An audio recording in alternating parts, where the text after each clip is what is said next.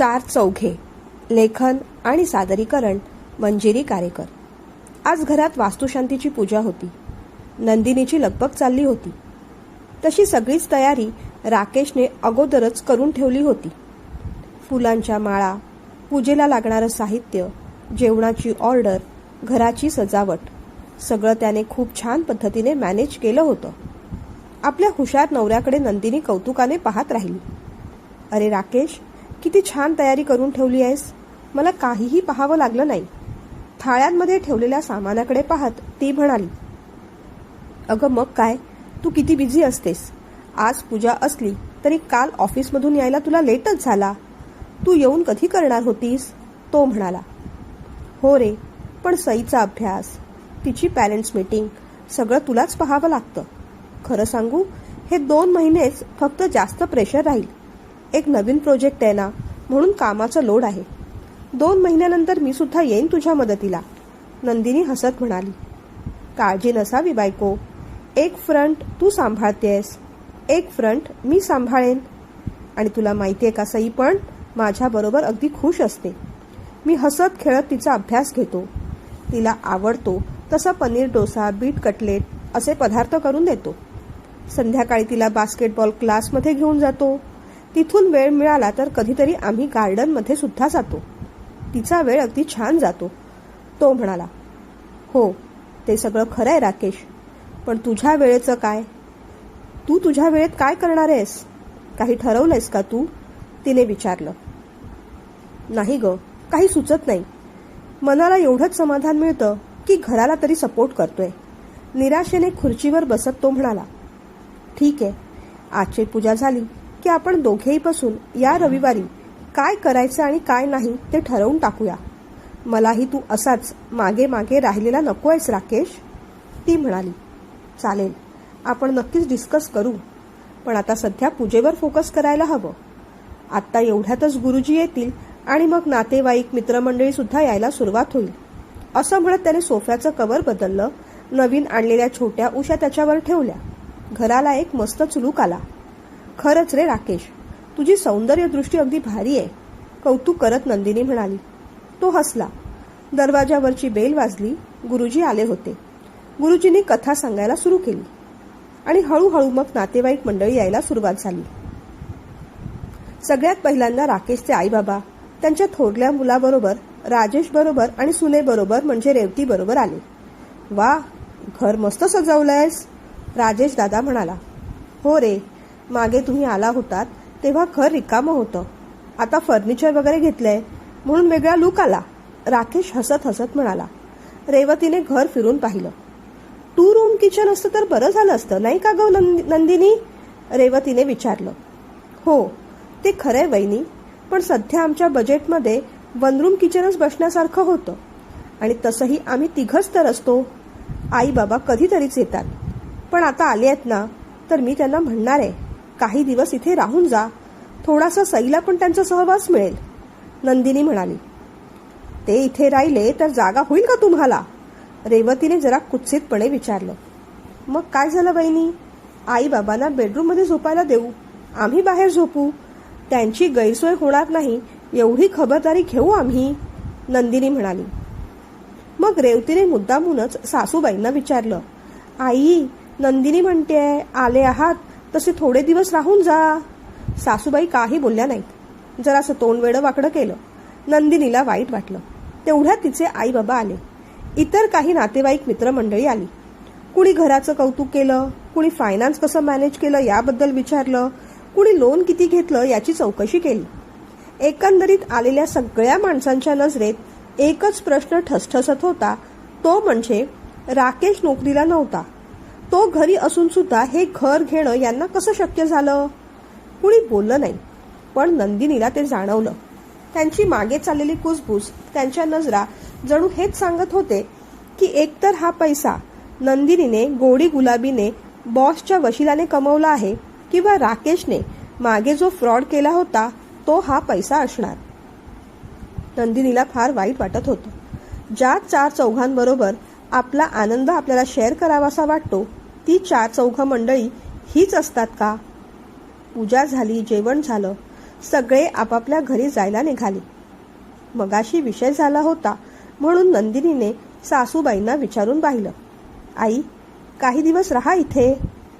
नको ग बाई, तुम्हाला सगळ्या गोष्टी पटत असतील. 4 चौघांना उत्तर द्यायला आमची बोबडी वळते. राकेश कामधंद्याला लागला की पाहू, असं म्हणत त्या तणतणत बाहेर पडल्या. त्यांच्या पाठोपाठ सासरे आणि किंचित हसून दीर आणि जाऊ. नंदिनी आणि राकेशला वाईट वाटलं, पण अशा लोकांना काय बोलणार, काय स्पष्टीकरण देणार? ही सगळी आपलीच माणसं, पण आपल्यावर विश्वास नाही. 4 चौघांवर विश्वास यांचा. ती मंडळी काय म्हणतील म्हणून आपल्याच माणसांना वाईट टाकायचं. या अशा लोकांचं काहीही होऊ शकत नाही आणि अशा लोकांचं काही करायलाही जाऊ नये. रात्री राकेश आणि नंदिनी दोघेही विचार करत राहिले. खरं सांगू नंदू, जेव्हा आपलीच लोक असे टोमणे मारतात, कुसक्यासारखं बोलतात, तेव्हा अगदी वाईट वाटतं. एखाद्या निष्क्रिय कावळ्याला कुणीतरी टोचून टोचून मारावं अशीच फिलिंग येते. कधी कधी मला फार हेल्पलेस वाटतं. मी खूप प्रयत्न करतो ग, पण बाहेर जायची मला भीती वाटते. आपल्यासोबत पुन्हा तसंच काहीतरी घडेल, लोक आपल्याशी वाईट वागतील आणि पुन्हा ती सगळी दुष्टचक्राची सायकल सुरू होईल असं वाटत राहतं. खरं मला कामाचा कंटाळा नाही. मी निष्क्रिय नाही. मला निष्क्रिय व्हायचं सुद्धा नाही. मलाही काहीतरी करायचंय, पैसे कमवायचेत. सगळं बर्डन तुझ्या एकटीवर टाकायचं नाही मला. पण मला तेवढा कॉन्फिडन्सच येत नाही. तो बिचारा गुडघ्यात मान खाली घालून बसला. त्याच्या पाठीवर हात ठेवत नंदिनीने त्याला थोडा धीर दिला. राकेश, जगाने आपल्याशी चांगलं वागावं मुळात अशी अपेक्षा करणंच चूक आहे. कोणी कसं वागावं हे त्यांच्या त्यांच्या संस्कारानुसार, त्यांच्याकडच्या व्हायब्रेशन्सनुसार आणि त्यांच्या त्यांच्या स्वार्थानुसार ठरत असतं. आपल्या हातात असतं ते आपली काळजी घ्यायची. लोकांकडे तलवार आहे, ते ती उगारणारच. आपण आपली ढाल कणखर बनवायची. एखादी घटना फार वाईट घडून जाते, आपला सगळा कॉन्फिडन्स निघून जातो आणि जेव्हा हीच 4 चौघं माणसं आपल्याला पुन्हा पुन्हा त्याच गोष्टीची आठवण करून देतात, तेव्हा तर उरलेला सुरलेला सगळाच कॉन्फिडन्स निघून जातो. पण तेव्हा आपण हरायचं नसतं. ही जग दुनिया आपल्याला पाठी खेचायलाच बसलेली असते. आपण तरी त्या स्पर्धेत उतरू नये. निदान आपण तरी आपल्याला मागे खेचू नये. कुठेतरी वाचलेली गोष्ट आठवते. काही बेडकांना एका मोठ्या विहिरीत सोडलं जातं. ते बेडूक विहिरीच्या बाहेर यायचा प्रयत्न करतात, पण कुणाला नीटसं जमत नाही. एक मोठं बेडूक भिंतीच्या दगडाचा आधार घेत थोडं वर चढतो, पण त्याचा पाय घसरतो. तो खाली पडतो. त्याचं पाहून दुसरा बेडूक थोडी हिंमत करतो, पण पहिल्या बेडकाला जमलं नाही तर आपल्याला कसं जमेल असं त्याला वाटतं. त्यात बाकी बेडूक सुद्धा कुजबुजत असतात. नाही रे, हे जमणं शक्य नाही. ही विहीर फार उंच आहे, आपल्याला जमणारच नाही. आपण कायमचे इथेच अडकून पडणार. आणि असं करता करता कोणतेच बेडूक हिंमत करत नाही. पण एक छोटासा बेडूक पलीकडतो. तो घसरतो, पण तो पुन्हा प्रयत्न करतो. थोडं वर जातो. तो जरा वर गेलाय पाहून बाकी सगळे बेडूक त्याला आवाज देतात. त्याला समजावतात, ए मूर्ख मुला, वर जाशील तर जोरात खाली पडशील. ही विहीर उंच आहे, इथून बाहेर पडणं शक्य नाही, खाली ये. पण छोटा बेडूक ऐकत नाही. वर वर चढत राहतो आणि शेवटी विहिरीच्या बाहेर पडतो. मग मात्र सगळ्या बेडकांना आश्चर्य वाटतं. त्याची हिंमत पाहून मग बाकी सगळे बेडूक सुद्धा हळूहळू करून बाहेर येतात. त्या बेडकाला तो बाहेर कसा आला असं विचारायला जातात. तेव्हा त्यांच्या लक्षात येतं की त्या बेडकाला काहीच ऐकायला येत नव्हतं. तो बेडूक बहिरा असतो. हे जग सुद्धा कुजबूज करणाऱ्या, निंदा करणाऱ्या लोकांनी भरलेलं आहे. लोक निंदा नालस्ती करायला बसलेले असतात. आपले पाय खेचायला बसलेले असतात. तुम्ही काही करा, लोक तुम्हाला नावं ठेवणारच. त्यांच्या त्या तशा बोलण्याकडे दुर्लक्ष करून आपण बहिरं व्हायचं असतं. आपण आपल्या बाबतीत तसं काहीही होऊ द्यायचं नाही राकेश. उद्यापासून आपण काय काय करता येईल याचा विचार करू. अजिबात काळजी करू नकोस. सगळ्या दुनियेने तुझी साथ सोडली तरी मी तुझ्याबरोबर कायम असणार आहे.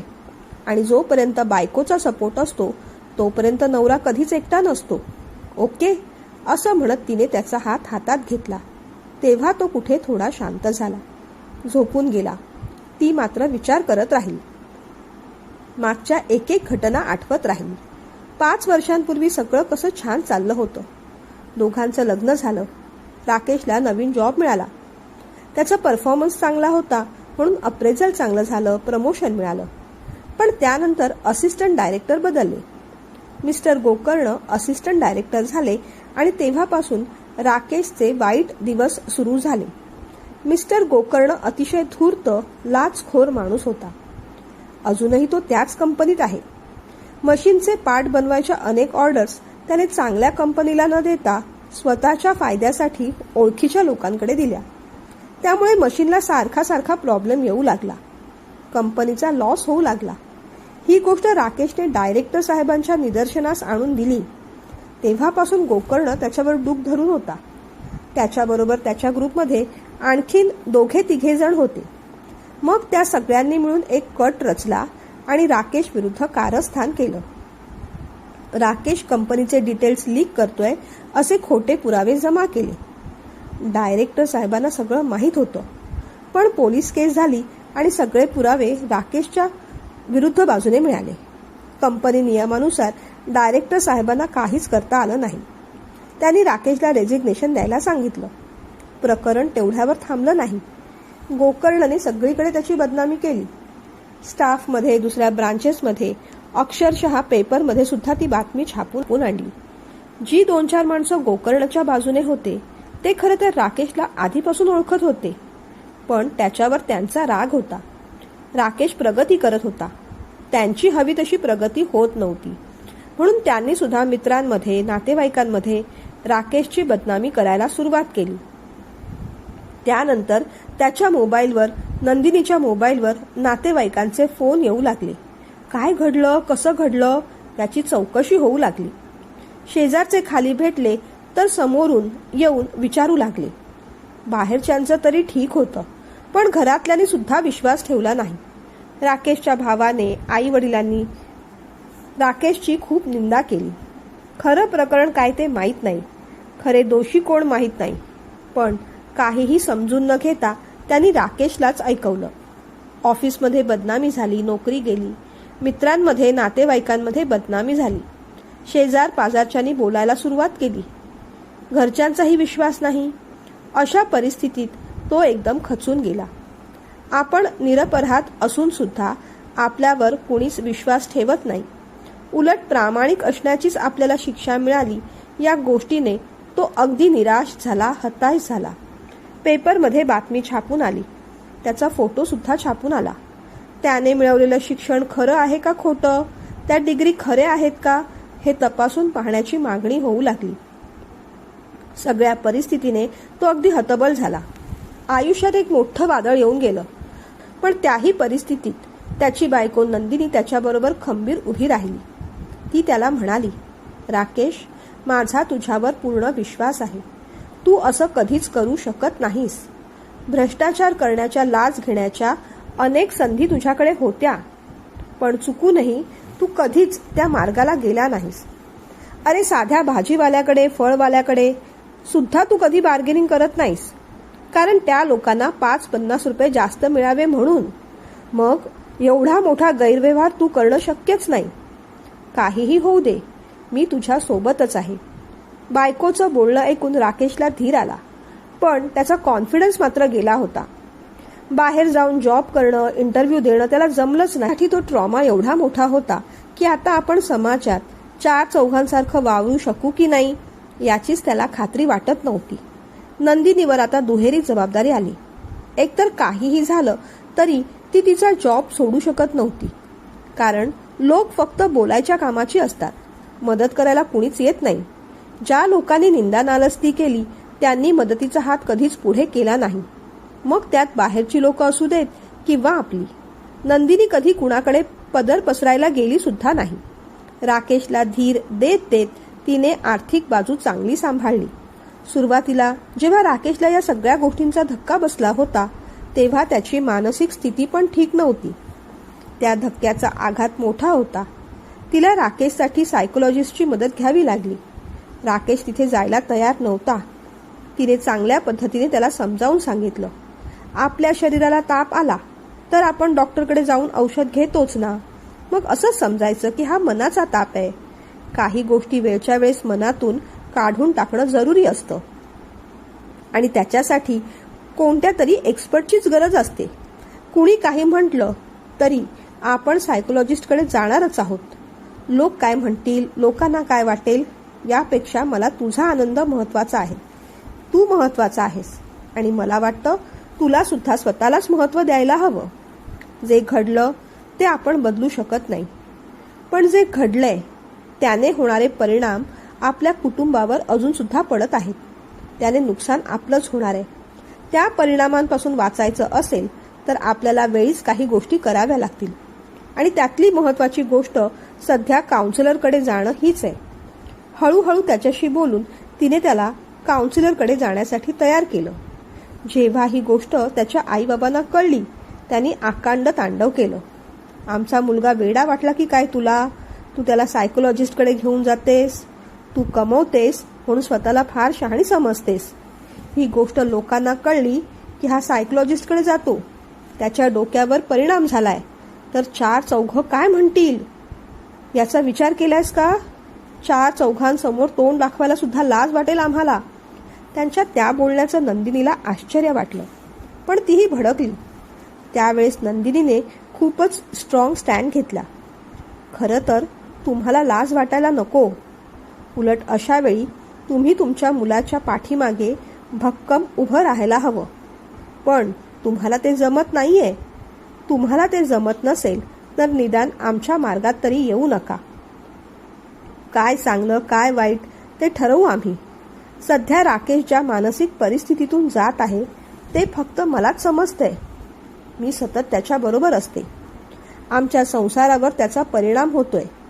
त्यामुळे त्याच्यासाठी जे भल्याचं असणार ते मी करणार. मग चार चौघात तुम्हाला काय वाटेल याची मला पर्वा नाही. त्यानंतर त्यांनी नंदिनीशी बोलणं टाकून दिलं. फार क्वचित महिन्यातून एकदा वगैरे फोन त्या करत. नंदिनीने सुद्धा मनावर घेतलं नाही.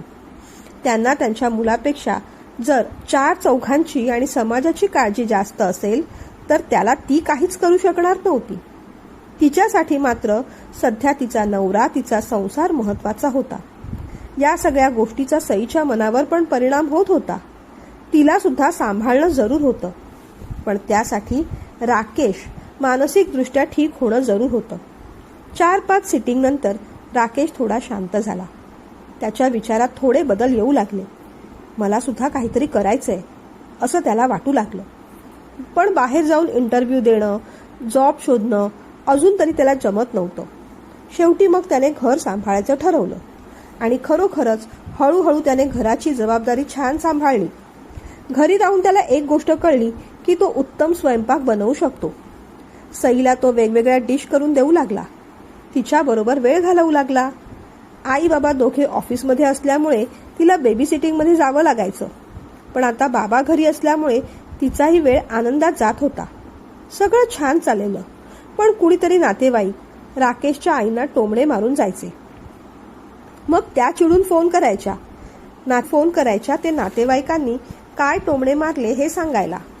आज पुण्याच्या मावशी म्हणत होत्या, राकेशचं बरं आहे, बायकोच्या जीवावर मज्जा चाललीये.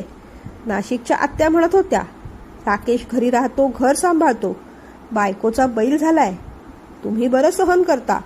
आमची सून आणि मुलगा असं वागला असता तर आम्ही बरोबर सरळ केलं असतं त्यांना. मग राकेशच्या आई एकावर एक सल्ले देऊ लागायच्या. हे बघ नंदिनी, काही दिवस तू नोकरी सोडून घरी बस. राकेशला नोकरी करू देत. तू कमवतेस म्हणून त्याचा कॉन्फिडन्स गेलाय. एकदा का त्याला कळलं की आता आपली बायको कमवत नाही म्हणजे तो आपोआपच बाहेर पडेल. पाण्यात पडलं की पोहता येतच. पण मला वाटतं तुलाच तो घरी राहायला हवाय. त्यात आम्ही काय बोलणार आता? त्यांच्या विचित्र बोलण्याचा नंदिनीला फार आश्चर्य वाटायचं. कधी दुर्लक्ष करून तर कधी चांगलं उत्तर देऊन ती त्यांना गप्प करायची. पण त्याने प्रॉब्लेम मात्र सुटायचा नाही. बोलणाऱ्या लोकांची तोंड आपण धरू शकत नाही. आपले अनेक निर्णय आपण ह्याच चार चौघांच्या बोलण्यावरून किंवा मतानुसार ठरवत असतो. चार लोक काय म्हणतील, चार चौघांसारखं राहायला हवं, चार चौघांमध्ये उठून दिसायला हवं, चार चौघांसारखं वागायला हवं, चार चौघांसारखा संसार हवा. हीच चार चौघं नेमकी कोण हेच आपल्याला माहीत नसतं. जेव्हा प्रॉब्लेम येतो तेव्हा या चार चौघांपैकी कुणीही पुढे येत नाही. पण प्रॉब्लेम झाला की तो वाढवायला मात्र चारही जण पुढे असतात. झालेल्या चुका दाखवायला सगळेजण पुढे येतात. दुसऱ्या दिवशी रविवार होता. सई खेळायला तिच्या मैत्रिणीकडे गेली होती.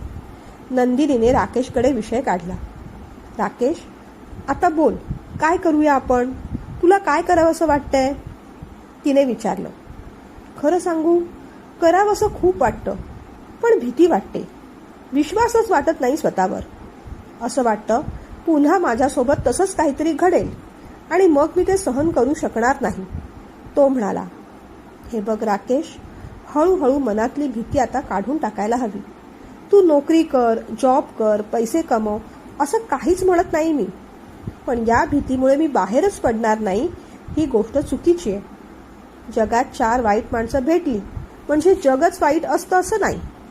एक लक्षात ठेव, तुझ्यावर पोलीस केस झाली, गुन्हा दाखलही झाला, पण त्या सगळ्यात तुझी निर्दोष मुक्तता पण झाली.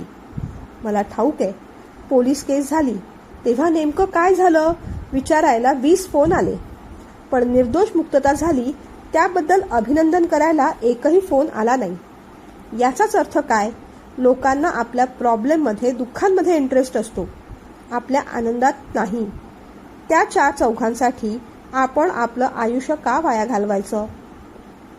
तू काहीही कर, त्यात पैसे आले किंवा नाही आले तरी चालतील, पण नुसतं घरी बसून नको राहूस. हे बघ, सई पण शहाणी झालीये, मोठी झालीये. सकाळी तिला शाळेत सोडलं की यायला संध्याकाळच होते. वाटल्यास पार्ट टाइम काहीतरी कर तू. तुला सध्या नोकरी करावीशी वाटत नाही ना? ठीक आहे, एखादा बिझनेस कर, ती म्हणाली. अगं पण एवढं भांडवल कुठून आणायचं? त्याने काळजीने विचारलं. मी काहीतरी सजेस्ट करू का? तुला वाईट वाटणार नाही ना? ती म्हणाली. नाही ग, बोल ना. हे बघ, तुला कुकिंगची आवड आहे, त्या संदर्भात तुला काही करायला आवडेल का? तिचा प्रश्न ऐकून तो जरा कन्फ्यूज झाला. म्हणजे खानावळ वगैरे चालवायची का? त्याने विचारलं. नाही, तसं नाही, कॅन्टीन चालवायचं. माझी एक ट्रेन फ्रेंड आहे, ती शाळेत प्रिन्सिपल आहे. त्या शाळेत बरेचसे पालक वर्किंग आहेत. मुलं कॅन्टीनमध्ये खातात. त्यांच्यासाठी काहीतरी टेस्टी आणि हेल्दी असे ऑप्शन्स त्यांना हवे आहेत. मी पाहते आहे ना, सईसाठी तू किती छान पदार्थ करतोस. सगळे टेस्टी आणि हेल्दी असतात. त्या मुलांसाठी आपण असं काही केलं तर? नंदिनी असं बोलताच राकेशच्या डोळ्यात चमक आली. खरंच नंदिनी, असं काही करू शकतो आपण? अगं पण घरातले काय बोलतील? आई किती नावं ठेवेल. आतापर्यंत घरात स्वयंपाक करत होतास, बाहेर जाऊन करायचं राहिलं होतं, तेही करायला लाग आता, असं म्हणून टोचून टोचून खाईल. राकेश म्हणाला. हे बघ राकेश, तू जर लोकांचाच विचार करत राहिलास तर स्वतःचा विचार कधीच करू शकत नाहीस. आयुष्यात कितीतरी घटना अशा घडल्या की जेव्हा आपण लोक काय बोलतील त्याच्या पलीकडे जाऊन गोष्टी केल्या आणि त्यात यश मिळाले.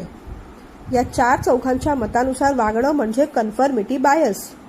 माणूस अपयशी राहतो कारण त्याला कन्फर्मिटी बायस तोडता येत नाही. या समूहाला, या चार चौघांना तो शरण जातो. स्वतःच्या बुद्धीपेक्षा लोकांच्या कृतीवर त्याचा जास्त विश्वास बसतो. कधी कधी तर माणूस चार चौघांच्या नादी लागून आपली बुद्धीच गहाण टाकतो. एक गोष्ट सांगते. एका गावात एका झाडावर एक लाल कपडा येऊन पडतो. सकाळी शेतावर जाणाऱ्या माणसाचं त्या कपड्याकडे लक्ष जातं. त्याला काय वाटतं कुणास ठाऊक. तो म्हणतो हा देवाचा कपडा असणार म्हणून नमस्कार करतो.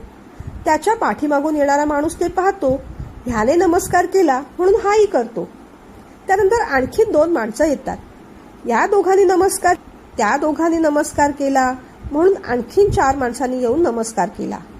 इथे नक्कीच देवाचा वास असणार असं समजून एकाने, दोघांनी, 4 जणांनी तिथे येऊन नमस्कार केला आणि मग पुढे तिथेच मंदिर बांधलं.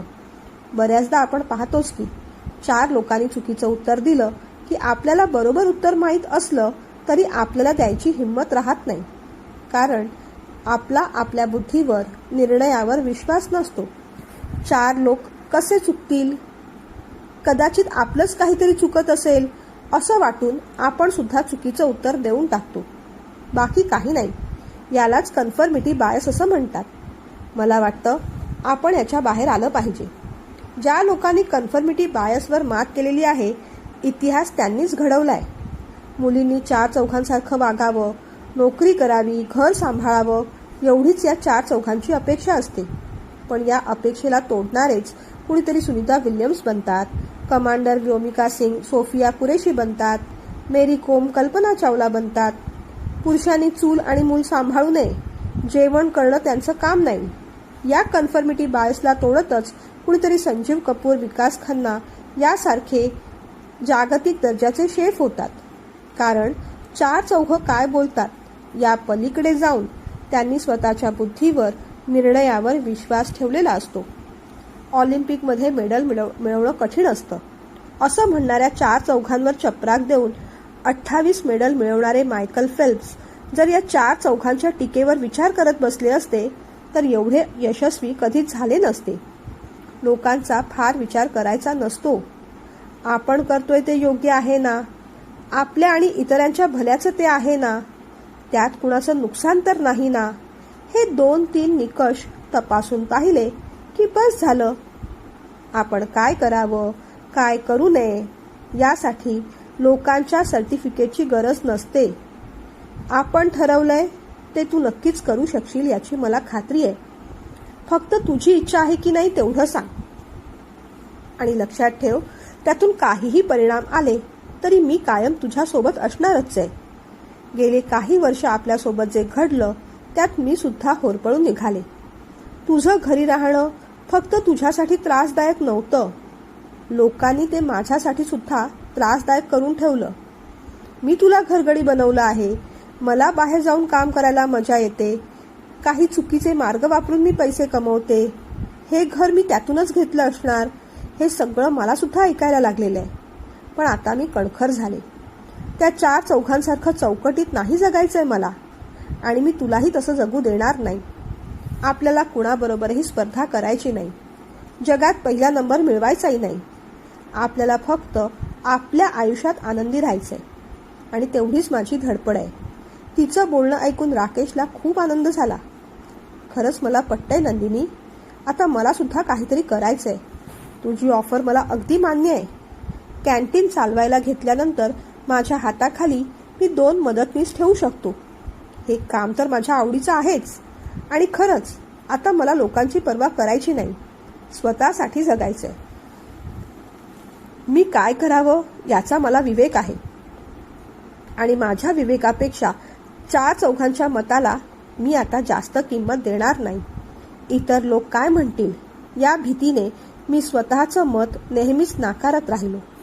इतर 4 चौघांसारखं वागत राहिलो, त्यांच्या निर्णयाला प्राधान्य देत राहिलो. मग ते निर्णय चुकीचे का असेनात, आणि हे करता करता स्वतःची ओळख हरवून बसलो. खरं तर ऑफिसमध्ये सुद्धा ज्या गोष्टी चुकीच्या चालल्या होत्या त्या मला कधीच लक्षात आल्या होत्या.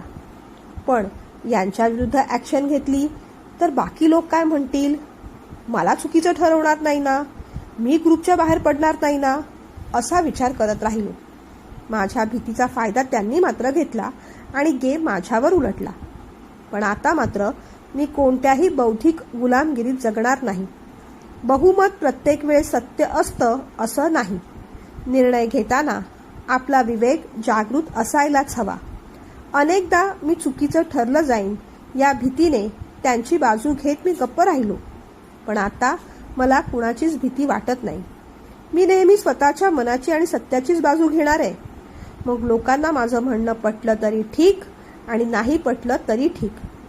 माझ्या आईबाबांना पण मी आता ठणकावून सांगणार आहे की माझ्या निर्णयाचा पाठिंबा देता येत नसेल तर निदान मला विरोध तरी करू नका. आता मला 4 चौघांच्या निकषांवर जगायचं नाही. माझ्या आयुष्यात बदल घडवून आणायचंय. तुझं म्हणणं अगदी खरं आहे. ज्यांनी गर्दीच्या समूहाच्या विरोधात जाऊन आपलं म्हणणं मांडलंय, त्याप्रमाणे कृती केली आहे त्यांनीच मोठे मोठे बदल घडवले आहेत. नाहीतर पृथ्वी चौकोनी आहे असे म्हणणारे महाभाग होतेच की, तेही बहुमताने होते. पण गॅलिलिओने सत्य सांगितलं, अर्थात त्याचंही सत्य दाबलं गेलं. त्याला त्याच्या जीवाची भीती होती. म्हणूनच हा कन्फर्मिटी बायस समजून घेणं फार जरुरी आहे. कन्फर्मिटी बायस आपल्या सुरक्षिततेच्या भावनेतून येतो आणि आपल्या सत्याला, आपल्या मनातल्या बुद्धीला, आपल्या क्रिएटिव्हिटीला दाबून टाकतो. आणि म्हणूनच आपण आयुष्यात यशस्वी होत नाही. गर्दीबरोबर चालायला फार अक्कल लागत नाही, उलट अक्कल गहाणच ठेवावी लागते. पण त्याने आपण कुठेही पोहोचत नाही. गर्दी जिथे जाईल तिथे आपण जात राहतो. कारण गर्दीबरोबर चालणं सोपं असतं. कठीण असतं ते प्रवाहाच्या विरुद्ध जाऊन एकटं चालणं. स्वतःच्या बुद्धीवर, विवेकावर, निर्णयावर, कृतीवर ठाम राहणं. आपल्या सत्यासाठी झगडत राहणं, त्याला खरी हिंमत लागते.